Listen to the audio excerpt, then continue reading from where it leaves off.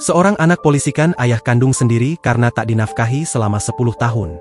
Karena tak dinafkahi sang ayah, anak berusia 16 tahun itu setiap hari terpaksa berjualan gorengan. Siswa SMA swasta di Sidoarjo kelas 12 itu berinisial IV. Setiap pagi IV menggoreng adonan kue untuk dijual di sekolah, agar ia memiliki uang saku. Ayahnya, yang bekerja di Magelang, tidak pernah memberinya nafkah sejak 2015 lalu. IV yang sehari-hari tinggal bersama ibunya, berinisiatif membantu meringankan beban karena merasa terlalu banyak menanggung seluruh biaya sekolahnya. Minta uang saja ke ayah selalu dimarahi, bahkan nomor teleponku diblokir, ujarnya. Puncaknya, kekecewaannya terhadap ayahnya terjadi pada Desember 2024 lalu. Ponselnya rusak, IV meminta Rp500.000 ke ayahnya untuk biaya servis. Ia sempat dijanjikan akan diberi awal tahun baru 2025. Namun janji itu tak ditepati, akun WhatsApp IV justru diblokir.